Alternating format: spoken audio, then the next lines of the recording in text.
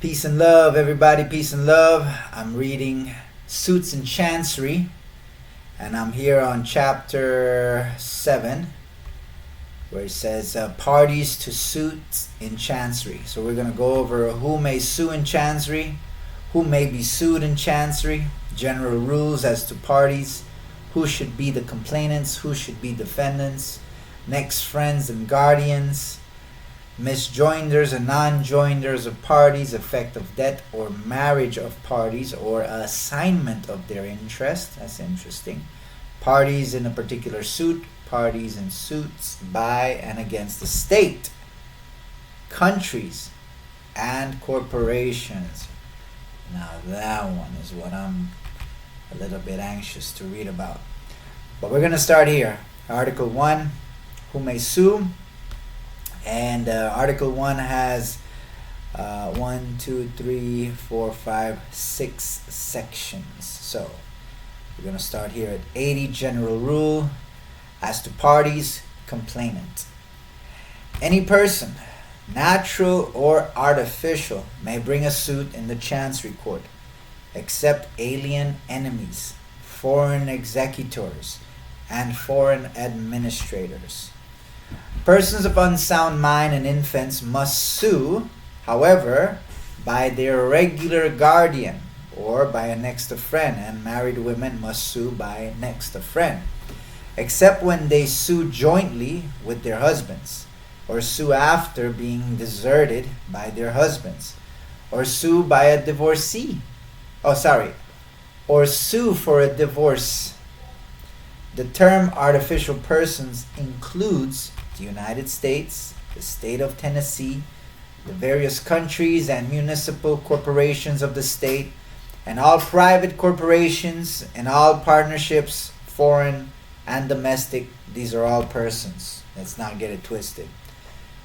Corporations, public and private, foreign and domestic, sue in their corporate name and the name given them in statute or charter of incorporation.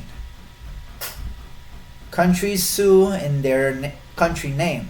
The state of Tennessee sues in her own name by her attorney general or by her district attorney, and where the suit concerns some individual or individuals more than the state, she sues in her own name by her attorney general or her district attorney on the relation of the individual or individuals interested.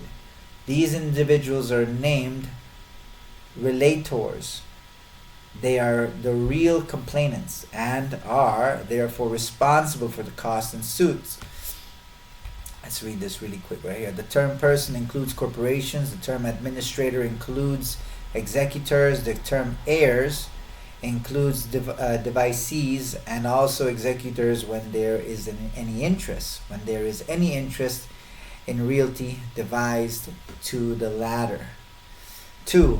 If an infant or a married woman or an idiot or a lunatic exhibiting a bill appearing upon the face of it to be thus incapable of instituting a suit alone, and no next of friend or committee is named in the bill, the defendant may demur. But if the incapacity does not appear upon the face of the bill, the defendant must take advantage of it by plea. This objection extends to the whole bill, and advantage may be taken of it, as well in the case of a bill for recovery, for discovery, merely as in the case of a bill for relief. It says here, it is one of the boasts of the Chancery Court that their doors are open to every person who has suffered a wrong cognizable inequity. Interesting.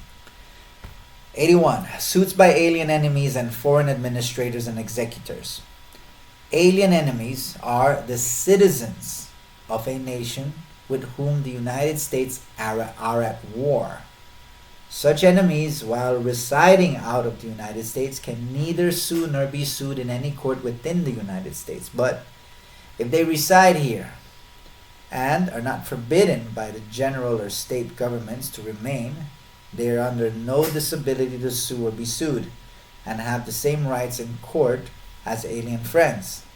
An executor or administrator appointed is another state in another state can neither sue nor be sued in this state as such, but if he brings assets into the state, he may be held liable therefore as a constructive trustee. What? But if he brings assets into this state, he may be held liable therefore as a constructive trustee. And it has a footnote, number 7 right here. Talks about Bleer and this thing right here, so that's interesting. Okay, let's continue reading. 82. How minors and persons of unsound mind must sue.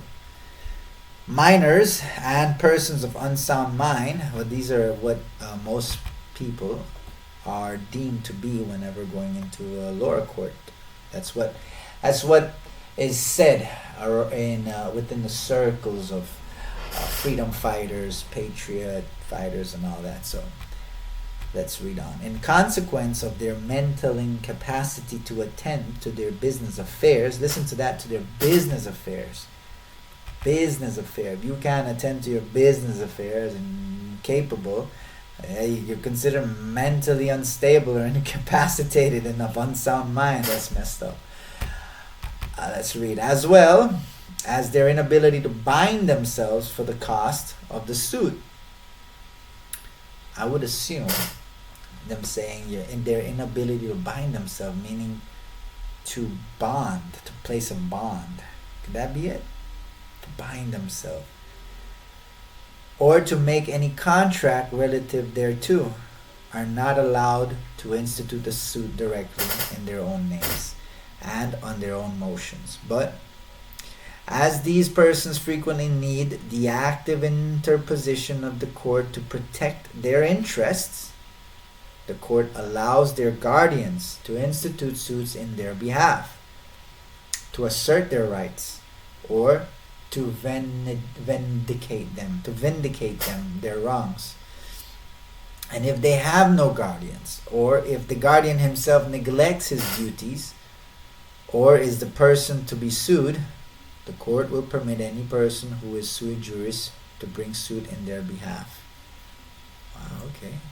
This person is styled the next friend, or prochain ami, of the infant or person of unsound mind in whose behalf he sues. A person of unsound mind may sue by next of friend, either before or after an inquisition of lunacy. But if he have a guardian, he must sue by the guardian unless the latter has violated his trust, in which case the non-compos may sue by next of friend, making his guardian a defendant.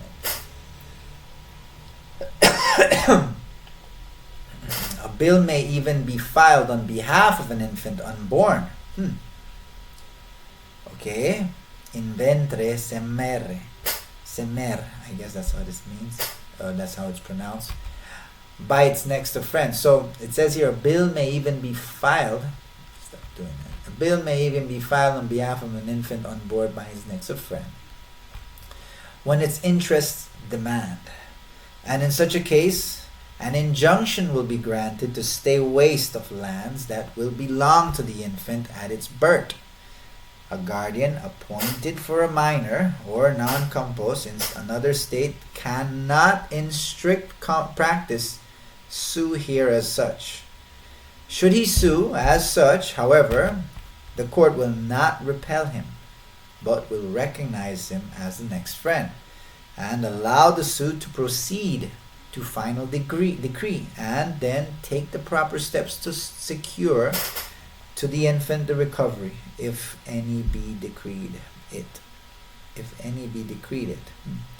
A person of unsound mind may file a bill and prosecute a suit in his own name, if the defendant failed to object thereto at the right time and in the right manner. The court will not dismiss a suit brought by a person of unsound mind at any stage if the competent person will assume the office of next of friend for him. If the competent person will assume the office of next of friend. So the next of friend is an office. Interesting. Interesting. What is this right here? Just case laws. Okay. 83. How married women must sue. On her marriage, many of a married woman's rights become vested in her husband, and as to many of her interests, he becomes a sort of guardian or next of friend. Hence, in all ordinary cases where it becomes necessary to bring suit for the protection of the wife's rights, she sues along with her husband. Besides, being unable to bring herself to the court of the suit, it is necessary to have someone joined with her as complainant, who can be held responsible for the costs. Whenever there is no conflict between the interests of the wife and those of the husband, she must ordinarily sue jointly with her husband. But whenever there is a conflict, whenever the husband is asserting or has asserted claims inconsistent with his wife's rights, or has, by his own act or neglect, debarred himself from protecting her rights, in all such cases he stands in the position of a guardian who has violated his trust duties, and his wife may file a bill by a next of friend, making her husband and all others who have wronged her parties defendant. Nice. So, whenever the wife sues in reference to her separate property, she should sue by next friend, and her husband should be made a defendant. When the joint right of action of husband and wife to recover land belonging to wife is barred, she may sue by next of friend and recover, making her husband a defendant. Wow, that's interesting. But no person can act as next of friend for a married woman without her consent, unless she be a minor also. 84. When a married woman may sue or be sued alone. The law of Tennessee is liberal to married women and has emancipated them from some burdensome bonds of servitude. By the common law, in her marriage, all her legal rights become vested in her husband, and she could do nothing without his consent and guidance. Oh, wow, that's interesting. I didn't know that. The Court of Chancery first extended a helping hand to married women by allowing them to sue by next friend, and now by the aid of the statute.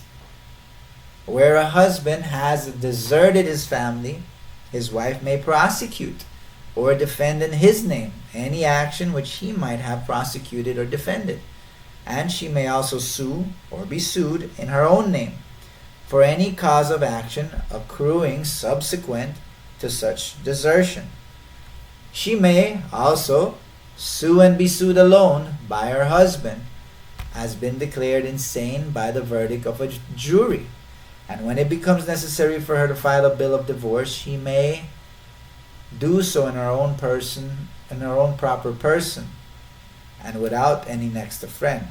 She may also sue or be sued alone if her husband has permanently left the state or is confined in the penitentiary or is otherwise civilly dead. Civilly dead, okay? What they got to say about civilly dead? Was that 23? 23. It doesn't say much at all. Okay. Okay. It's too bad. Where are we? There we go. Civilly dead. Okay. If, I'm right here, if a married woman is engaged in the mercantile or manufacturing business in her own name or by agent or as partner, she may be sued as a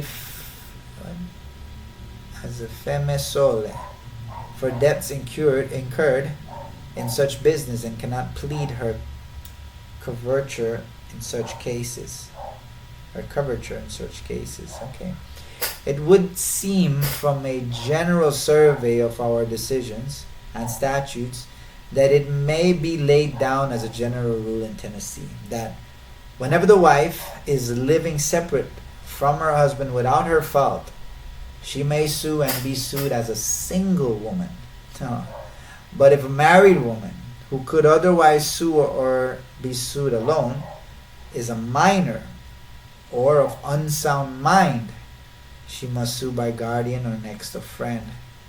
The most and must defend by guardian or guardian ad litem, like any other minor or non-compos. Or guardian ad litem. What is ad litem? Let's check it out. Go. Bam. Oh, it's a guardian to prosecute and defend a suit on behalf of a party. Guardian, okay. Section 85.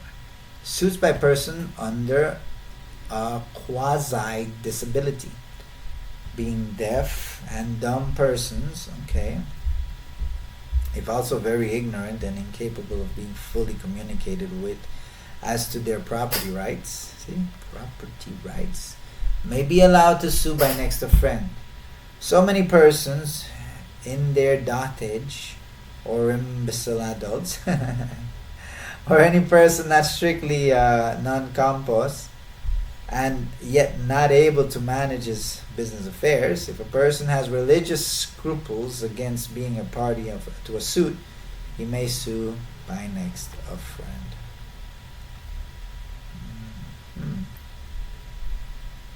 It's talking about here. Let's read this really quick. What does this say? In such a suit, she cannot act under the advice or protection of her husband.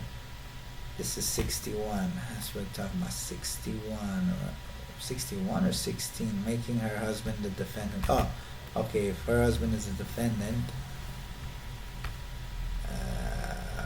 it's not that. Is it that? No, it's 17. Okay, but no person can act next of friend for a married woman without her consent. In a such suit, she cannot act under the advice or protection of her husband, and therefore she is allowed to seek the protection of some other person who acts as her next friend. And the bill is accordingly exhibited in her name by such next friend, but in this respect she is differently placed from an infant. For no person can exhibit a bill as her next friend without her consent. Whereas an infant's consent to a bill filed in his name is not necessary. Where a suit is brought by the husband in his own name and in that of his wife, it is considered as his suit only, and accordingly it will not be absolutely binding on her. In like manner, the husband may sue the wife in equity for the purpose of enforcing his own marital rights against her property, whether such rights result from her antenuptial agreement or from the general principles of law or equity, or whenever he seeks relief upon some claim adverse to or inopposite to his wife. For it has been well said, it is constant experience that the husband may sue the wife or the wife the husband, in equity notwithstanding, at law neither of them can sue the other. Alright, so that was Article 1. It's interesting. Article 1 again, and I'm going to read Article 2 in the next video, and it's going to be who may sue in Chancery, and we're going to go over this. one more time. And again, thanks for watching. Thanks for joining along. This is Suits and Chancery by Henry Gibson, setting forth the principles, pleading practices, proofs, and processes of the jurisprudence of equity, and giving numerous illustrative forms, pleadings, writs, orders, reports, decrees, and other proceedings in Suits and Chancery from their beginning and their ending. Second edition. Alright guys, see you in the next video. Peace, love, and law.